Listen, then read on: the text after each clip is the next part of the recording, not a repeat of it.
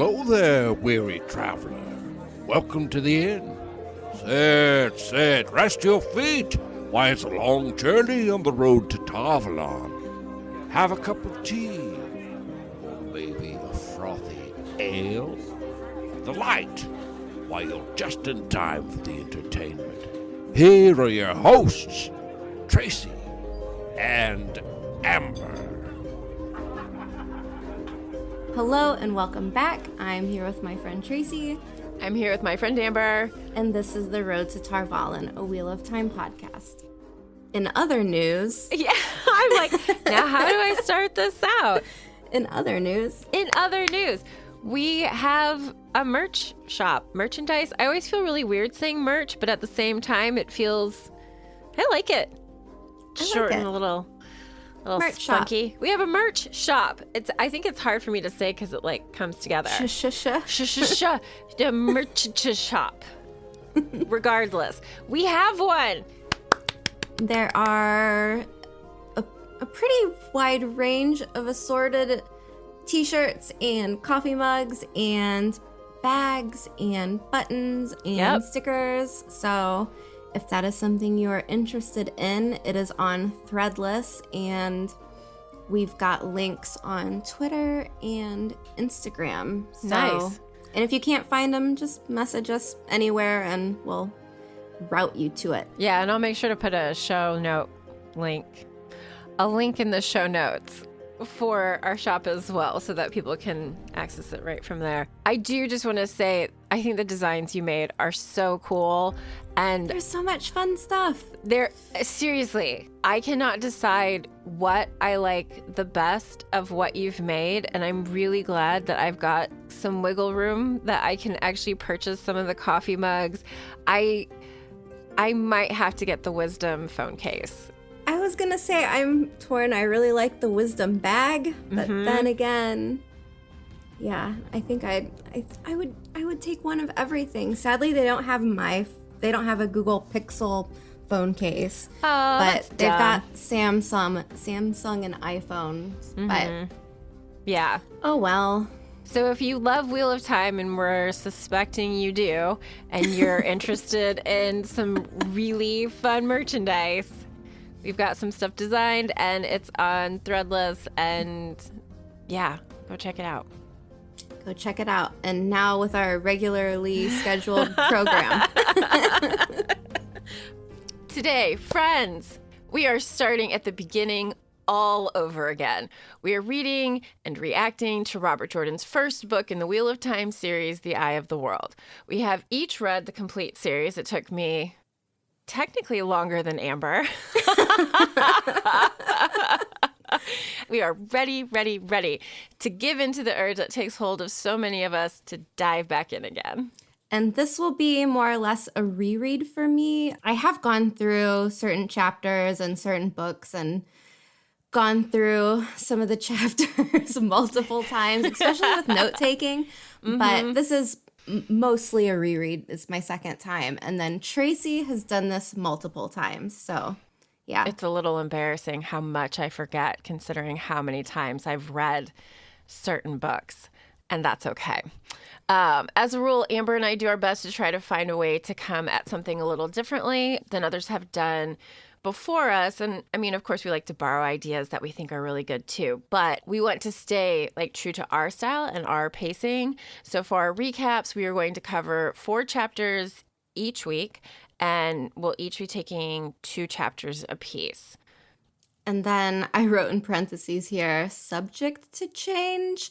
I mean, I think some that's chapters fair. some chapters are really, really long, and then there are some chapters that can kind of be summarized quicker. So Yeah, I agree. We're starting with 4 now, and we'll see how it goes. Yeah. Yeah, and the format will be like how we tackled the new spring recap. So we'll do spoiler-free for the first half and then kind of save our thoughts and musings for the second half. So we kind of talked about and decided to do 5 of our favorite plot points or moments in each chapter, right? Yeah, I just went with 5 plot points. Pretty much, I didn't just do my favorites because I thought, well, okay, if that's the case, then I might just spend everything on one particular, little part. So I tried to be diplomatic. Good for you. Good for you. Oh, and Tracy is starting out with the Ravens chapter, which I am. Not everyone has read. I didn't even know it existed until Rick Hapasadai mentioned it in one of her videos. And I mean, I don't know if we already said this on here or not, but it almost felt like this bizarre gift to get to read Ravens after getting all the way through the series and thinking I would never read anything new Robert Jordan again. I mean, maybe I would, but maybe not attached to the series. Regardless, it was thrilling and I was excited about it. And I do actually kind of wish that Ravens was the first chapter in every book. Like the way that the 30th... I would have preferred that over prologue. I mean, seriously, we've talked about how, like, the prologue is kind of off-putting. You don't really know what's going on. You're set down in the middle of this, like, bizarro moment. We'll get in my into notes, it. I wrote, it feels like a bad acid trip. But, yeah.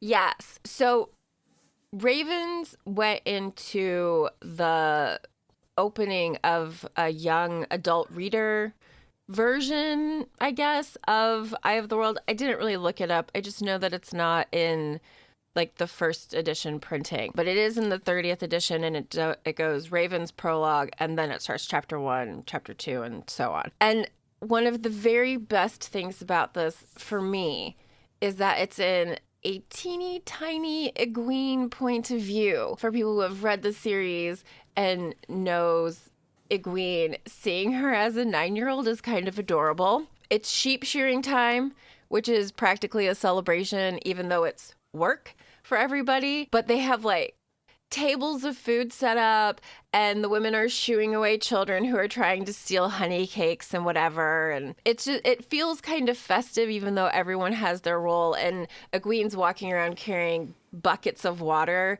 to people who are working so that they can quench their thirst, which I'm not going to get into water safety. This isn't the real world, but that concerned me. I was like, you should be offering them beer. What are you doing? They're all going to get sick. And then everyone in Emmonsfield dies of cholera. Or whatever weird waterborne illnesses float through their river. But yeah, so Egwene comes across several characters that are going to show up throughout the series.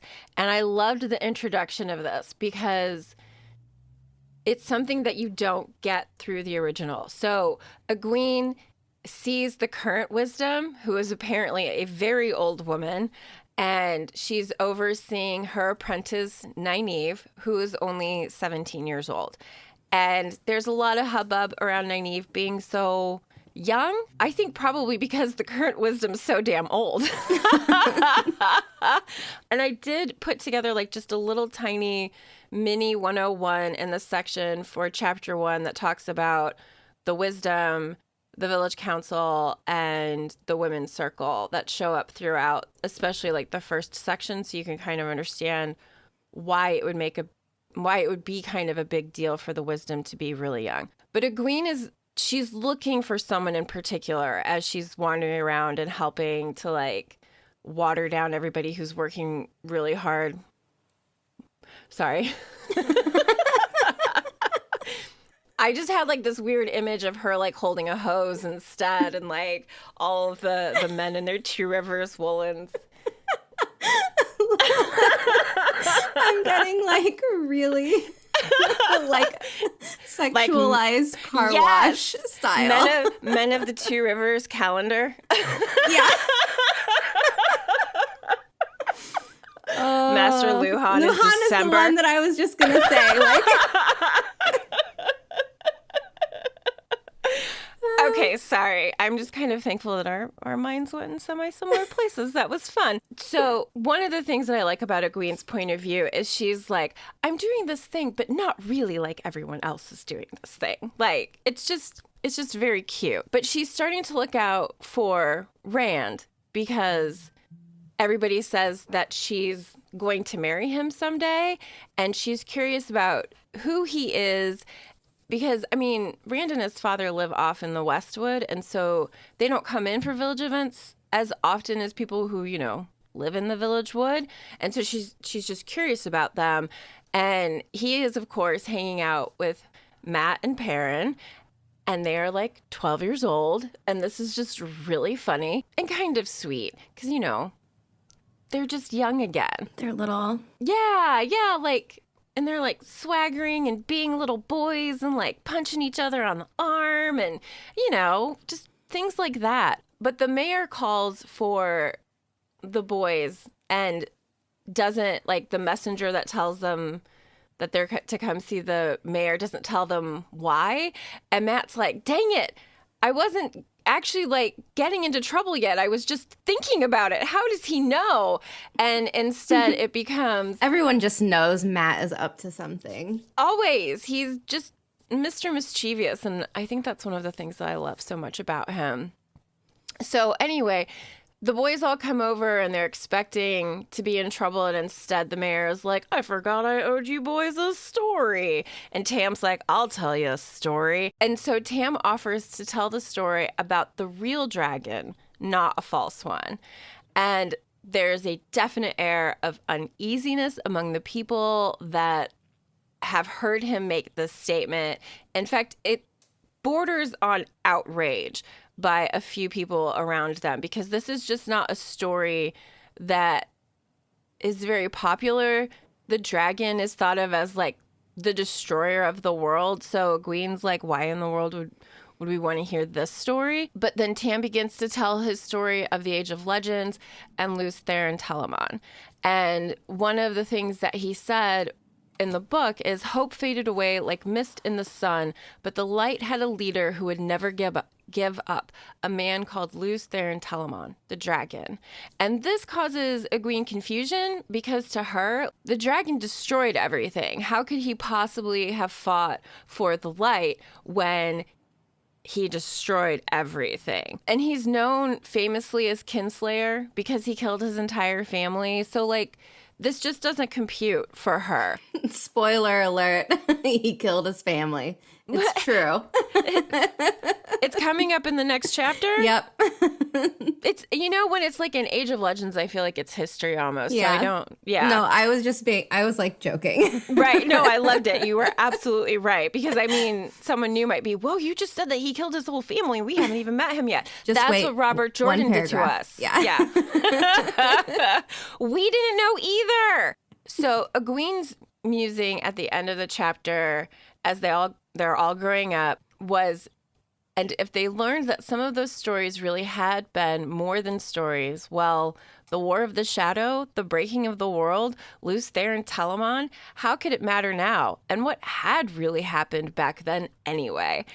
And as much as I like a nice, tidy way of presenting the next thing, this just felt almost a little too gift wrapped. Yeah. So I wonder what happened back then. And then it's Mirage like right. shimmers through as we go back in time for the prologue. And one of the things that I didn't mention, but I feel is important to mention because, I mean, the chapter is entitled Ravens, is if you are a new reader, pay attention to the ravens.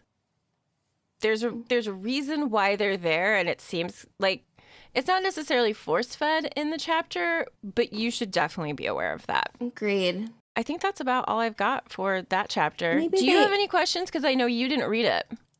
Are there actual ravens in this chapter? Yes, lots of them. Oh, okay. So there was a reason that it was called that.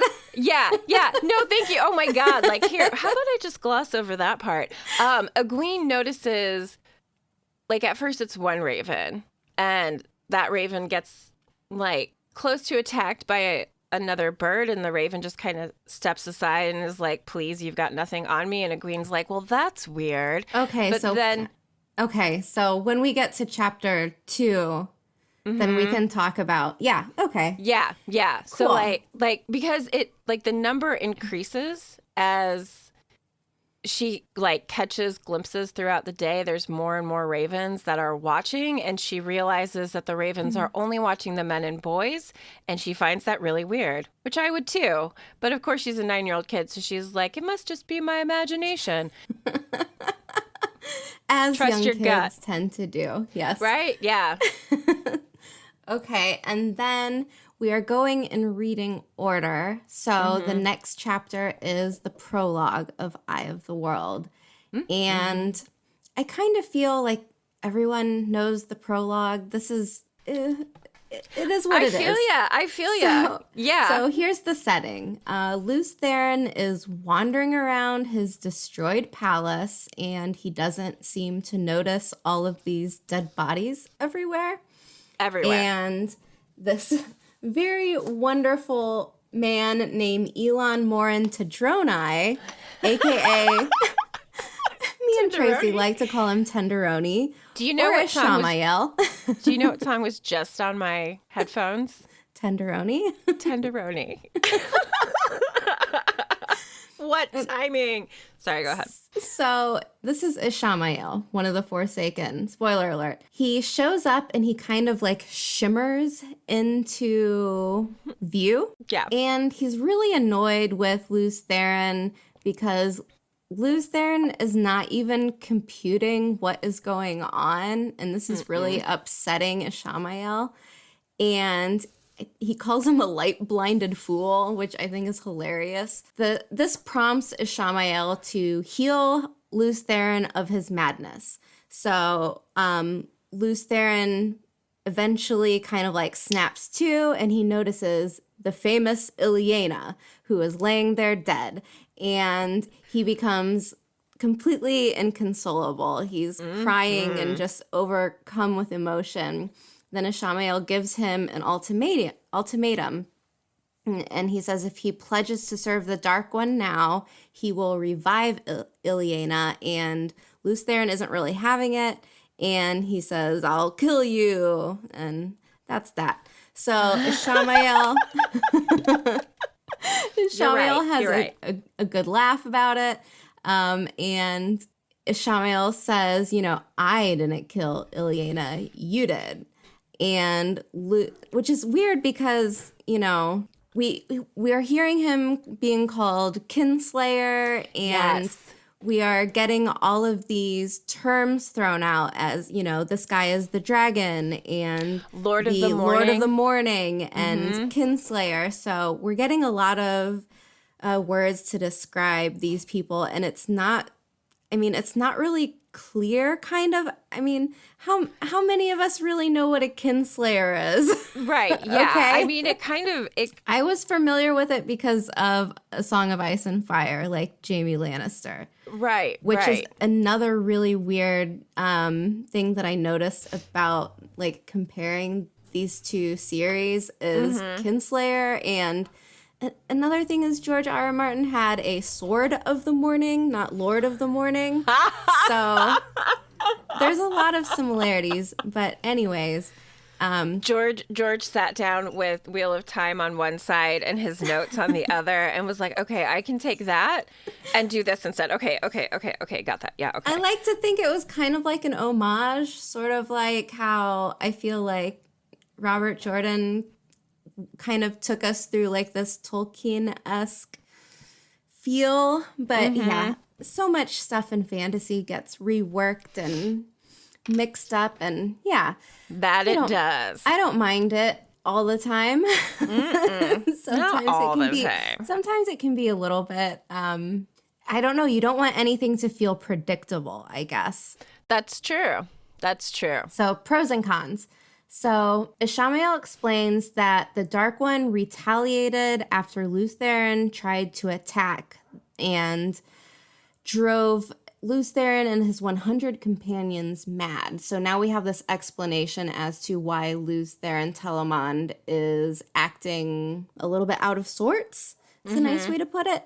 And this seems to be more than Lews Therin can take. So he makes this anguished getaway and then goes nuclear, and that's essentially the breaking of the world. Yeah. And was there anything that You wanted to. Oh, actually, what I wanted to say, another reason why Ravens is so nice is the story that Tam tells in Ravens talks about Lews Therin and the Hundred Companions and the War of the Shadow. And so That's you really have nice. That would be really helpful for new yeah, readers. you have real context. Like when Egwene has her moment of like what happened way back then, to then have the next chapter be this is what happened. Then you have like a setting and an idea, and it answers some of the questions that were just kind of posed in the chapter before it.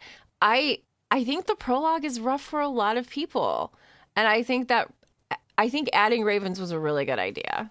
I agree. And especially, I would feel like as a younger reader, maybe it would kind of help too. And I wasn't even young when I read the prologue for the first time, and I was just like, what the hell?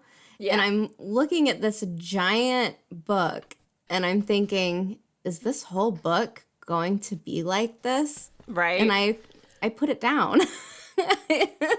And left it there for, a month maybe before I picked it back up. But I get it. Yeah.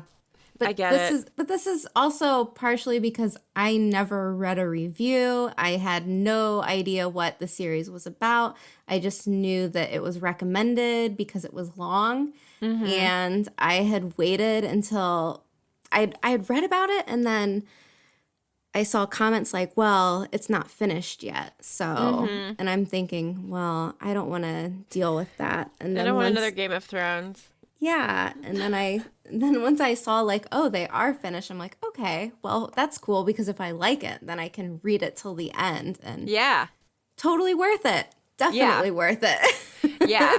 But I do think you're right that like it has a bit of a slow buildup. And I mean, I don't know, especially if you read books that were written 45, 50 some odd years ago, that slow buildup is common, really. So, I mean, he's kind of following the style, but it's also just kind of boring.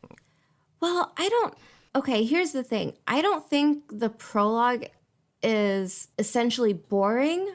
I think it's confusing. The names are weird. The the terms that were given on what these people are, like, I don't know what some of these words mean.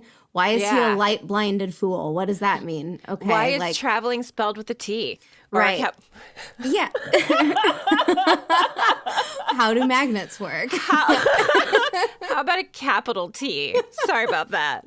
Wow. It's just a lot. It's kind of an info dump, and you aren't completely sure what it has to do with the story when you get to chapter 1. So you're like, okay. Yeah. I think that's the part that I'm talking about being boring, is because you've been given this moment that actually has these relatively impactful big moments. Like, this man killed his whole family. Everything around him is destroyed. Right. And then I'm thinking, not seeing it. Yeah, all of this is happening, and my immediate takeaway is, okay, so what? Yeah. Like, what does it matter? Like, now we're transported to a different place. And I know, like, eventually we'll get to it, but at the time, I'm just like, okay, whatever. Like, let's continue on forward. Yeah. Well, let's do that now, because the next place we get taken to is chapter 1, An Empty Road. But just real quick, and I think we kind of hit this already. So Ravens, the first one, is in the Third Age. And then the prologue takes place in the Age of Legends. And now we're back in the Third Age again, only about 7 or 8 years past the time of Ravens. Robert Jordan really should have included a timeline in the books. I agree, because that's another thing that I have frequently found. Can you imagine being like the beginning, early days of the internet, and you're like trying to figure out like you were asking Jeeves, what was that that old browser? That's a good one. Jeeves. Why did that take off? I loved it. I thought it was so clever. So this is I did not want to read like the whole beginning thing because I'm pretty sure everybody has read it at one point or another in whatever they've made. So if you want like the chills of the opening, either read it yourself or find someone else who's done a recap. Have someone read it to you. Yeah, Yeah. I'm not doing it. The only thing I'm going to say is this is where we find out that there are neither beginnings nor endings, but this is a beginning, italic A. And we have Tam Althor and his son Rand Thor, and they are heading into Emond's Field. We're located in the Two Rivers. We're back there from Ravens, or there for the first time if you have not read Ravens. And they're walking from their farm to the village because it is time to party. It's Beltane, and the arrival of spring should have happened, but at this point, it hasn't. And it's concerning. People are worried. Some observations from this moment is Rand observing on what he looks like compared to his father and is like, we really don't look anything alike, but I have an Outlander mother, so that must explain it. But Rand also recognizes the fact that he doesn't look much like anyone in the village. So he just assumes it's because his mom wasn't from around there, and that's why he's taller and a little bit paler and has reddish hair and light-colored eyes. So Rand looks different. And while they're walking, Rand feels compelled to look over his shoulder as one would on an empty road with the wind blowing and the leaves flying all over the place and brown and dead and so of course you're gonna look behind your shoulder, right? Dun dun dun. Dun dun dun. Here we get our first injection of something fun in my book. I mean, it's probably in your book too, considering we were reading the same book. Come to think of it. But he sees behind him a figure in all black on a horse, also black, hood up and over the face completely. And even though Rand cannot see this person's face, he feels this intense amount of fear. And he can't quite figure it out. And so he keeps staring at this figure, and it has turned, so he's kind of walking backwards. But then as he does, of course, he kind of stumbles and breaks eye contact with this figure. And when he looks up, the figure's gone. No sound, no movement that Rand is aware of, just gone. And so, of course, he pauses because what the fuck? And Tam's like, what's going on, kiddo? And Rand is like, I'm pretty sure I just saw someone and now they're not there. And Tam is like, we can go check. And Rand's like, no, I have a feeling that that guy won't be there anyway. And this is a moment where Tam reminds Rand to use the flame in the void, which then it gets explained in this chapter that it's a technique that Tam has taught Rand to kind of help him control his emotions, which shows to Rand that Tam has seen how unsettled he is by this experience. So as Tam and Rand are walking into the village, they run into various people who are talking about how it should be spring and it isn't. And they're like, you know what? We'll survive. This is what we do. As the Two Rivers, we are stubborn people. It's what we're known for. Destruction be damned. We'll pull through this. And I love that kind of mentality, and that they just kind of they just seem so hardy, you know? And then this is where I said it's like a little mini 101, the wisdom, the women's circle, and the village council. Because they don't get explained very well. There's almost this impression that you should just kind of know what they are by the sound of them. But there's this that's women's circle business, or you leave that up to the village council, or go ask the wisdom, there are these. Robert Jordan has gendered so much within the series. Yes. Even to the lines of Aes Sedai have cats and dogs don't like, Dogs don't like the Aes Sedai. They are only hanging around the Ashaman or something. Yes. Even the pets are gendered. It's crazy. It really is. Yeah. But I think, I mean, I'm sure he was just going with, like a theme of balance and opposites and stuff like that, and wasn't really, you know. No, I agree with you because that's how I felt when I first read the series was, oh, how cool. Like the women have representation in their government. That's great. But it doesn't feel balanced. So let's do a quick mini 101. Do you want to talk about the wisdom? The wisdom is a healer. Boom.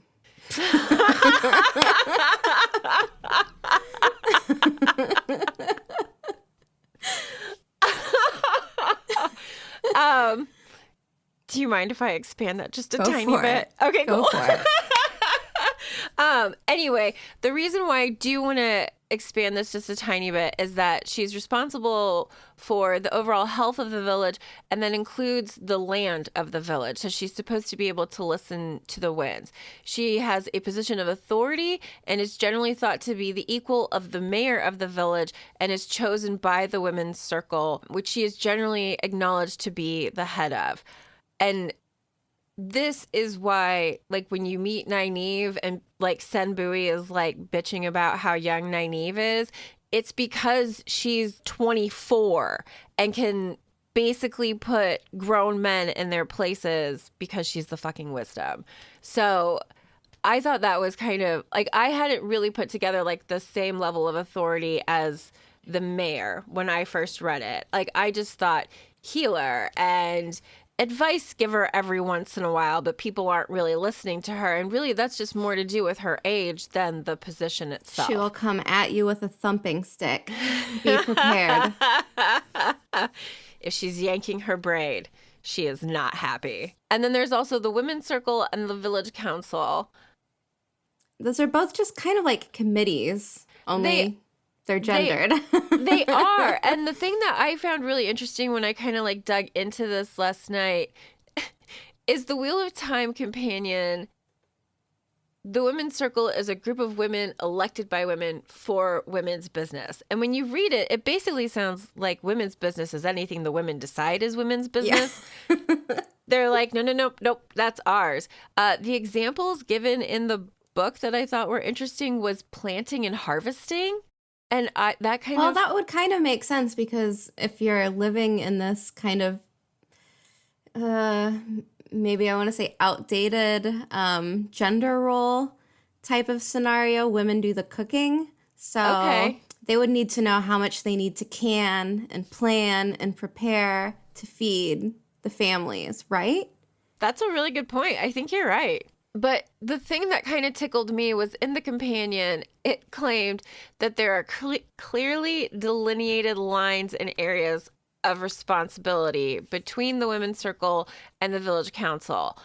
But I don't think so. Because then for the village council, the Wheel of Time companion says it's a group of men elected by men, but they oversee the entire village. So any kind of negotiations that they have to do with other villages, the village council is responsible for that. So it is kind of cool that there is a body of authority that just represents the needs of women. So the wisdom is kind of like the farmer's almanac and healer combined, right? Yes. Okay. I feel like that should be like a book cover. But also, like, it's almost as if to contradict what is said about the women's circle. For the village council, they were at odds with the women's circle in so many villages that the conflict was seen as almost traditional. So I don't see how clearly delineated lines up with traditional animosity towards each other. Or not even animosity, but like just rivalry, I think would be a better word. Like who has the most authority? But you hear it all the time. It's like a healthy competition. Ooh, okay. Maybe. Like, they're not, they're not beating the crap out of each other. Like, this is ours. No, this is ours. But they'll give each other heck, Yeah. I like that a lot. So that's just like a quick breakdown of basically like the governing system of the Two Rivers. They don't have lords. They don't have nobility. They really don't think of themselves as part of the kingdom of Andor, even though they are. So this is the atmosphere. Think medieval village, Shire minus dwarves. Dwarves? Hobbits. Hobbits. Damn it. I'm so bad at Tolkien, however you say this. Anyway, so Rand and Tam, they get into the Two Rivers, into Emond's Field. They get in front of the inn, and Rand and Tam are immediately jumped on by Senbui and Bran Alvear.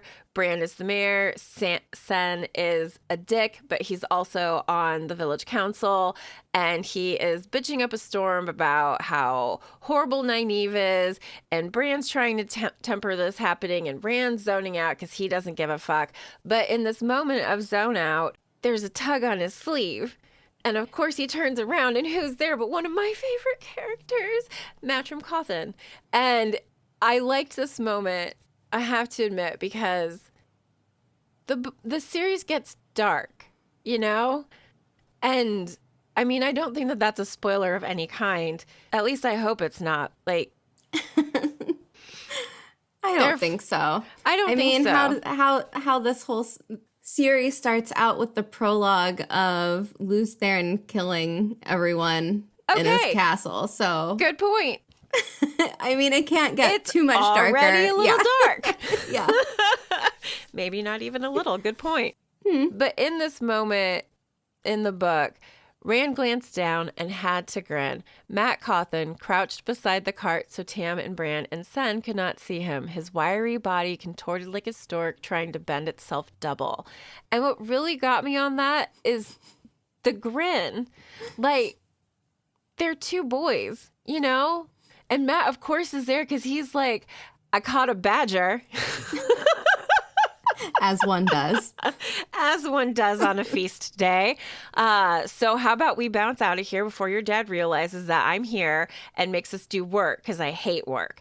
And of course, this doesn't, I mean, one of the other things to come out of this exchange is that they have both seen this Black Rider and they both were scared shitless. So Matt and Rand are still roped into emptying out the wagon, and in the process, they find out that there's going to be a glee man, a storyteller / performer for the professor. Where is my brain today? I'm so sorry. No. It makes it more interesting. Good, because I feel like I'm just babbling. So they are super stoked about this glee man being there because this is not an everyday occasion to have a performer there. I think Rand mentions they rarely ever, yeah. Yeah, I think the last one had come when Rand was small enough to go up on Tam's shoulders. So it's been a minute. Probably a good decade. Can you see Tam? Like, Rand is taller than Tam trying to...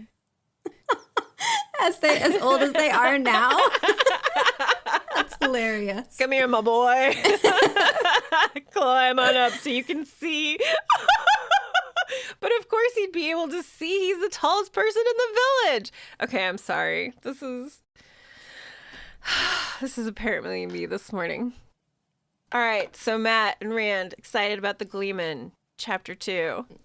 Okay, so we are going to the chapter titled Strangers. Rand and Matt are carrying the barrels of brandy, and Rand notices that the village council members are being very quiet about something, and they're just kind of hanging out, smoking their pipes, and there's the sentence that he even notices someone tapping the pipe to their teeth in thought.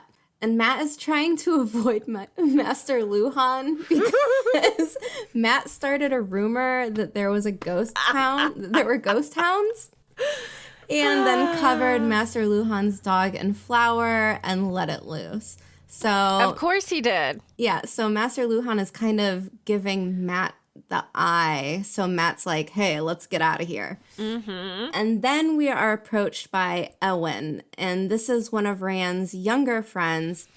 And he comes up to Rand and Matt and says, hey, there's some strangers in town.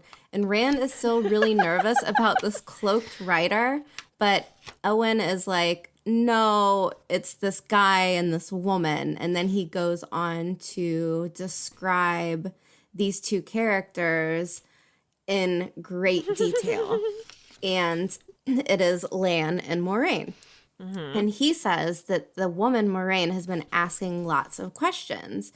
And we also learn that Nynaeve immediately dislikes Moraine because Moraine called her a child. Rand looks around and notices again that the village council are acting secretively, maybe a little bit suspicious. Mm-hmm. And he notices a crow staring at him. So this is very interesting to kind of have these two chapters so close together with your Ravens chapter and then with the Strangers chapter. Mm-hmm. And this crow is staring at him, so Matt and Rand throw rocks at it, which of course hilarious. And the crow kind of like hovers and just keeps staring at him, and he's like, well, that's weird. And then Moraine shows up, the crow freaks out and flies off. Yeah. So Matt doesn't and Rand, it like sidestep? Does it fly or does it just move over? I can look it up. It's because the only reason why I ask is I feel like, to me, the idea of a crow just like not even like flying away and just sidestepping those two rocks feels really unnatural. But I can't remember exactly how it's phrased in the book. Oh, wait, I actually have it right here. That's so dumb. The two stones flew true and the raven stepped aside. It says, fluffing its wings once, it cocked its head again, fixing them with a dead black eye, unafraid, giving no sign that anything had happened. So this raven is bad fucking news, right? Agreed. So Moraine shows up, the crow freaks out, flies off, and Rand and Matt are stunned at how beautiful and fancy and wealthy Moraine looks. And they're kind of stumbling over their words, trying to introduce themselves. And Rand can't decide how old she is. Mm-hmm. And she makes Rand feel very awkward about his height. It's not like she said something to him, but I think he's just looking at this dainty woman and he's feeling self-conscious because she's almost perfection. You know what I mean? They've never seen someone like her before. And I think he just feels kind of awkward and big in this moment, around her. I want Moraine's entire outfit and attitude.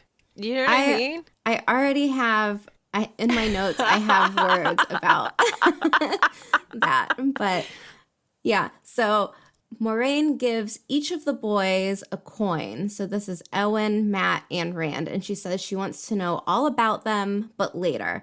And she might have some work for them to help her with. And so Rand wants to know, which is kind of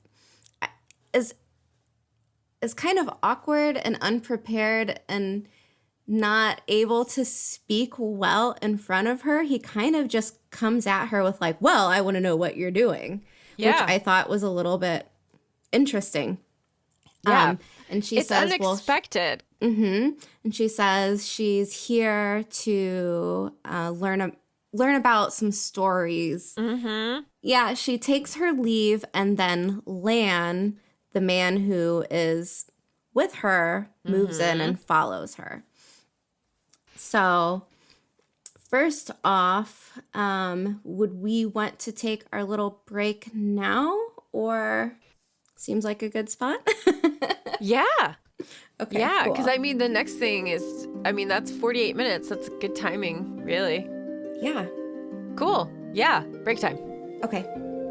Thanks so much for joining us. We will continue to release new episodes every Wednesday. We would love if you would subscribe to the podcast, leave us reviews, and share us with your friends in the Wheel of Time community. Let us know what you thought of our content, correct us, send us things we may have missed. You can find links to our email and social media accounts in the show notes. And if you have the Anchor app, leave a voice message for us to play in upcoming episodes. We also have a website where you can find links to our Discord channel, social media platforms, and merch shop. So until next week, Thanks for joining us on the road to Tarvalon.